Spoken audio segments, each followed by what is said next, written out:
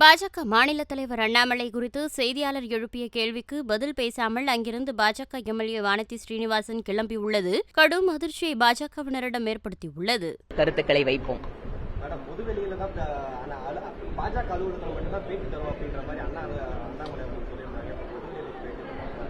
இப்ப நீங்க தானே எங்கிட்ட பேட்டி கேட்டீங்க. நீங்க இதெல்லாம் சிண்டு முடிகிற வேலை என்ன? யோகா பயிற்சி நடக்குது, கேள்விகளுக்கு பதில் சொல்றோம். யோகா பயிற்சி பண்ணாத அரசாங்கத்தை பத்தி சொல்ல வேண்டியிருக்கு. அப்ப இதுல நீங்க கேட்டீங்கன்னா வணக்கம்.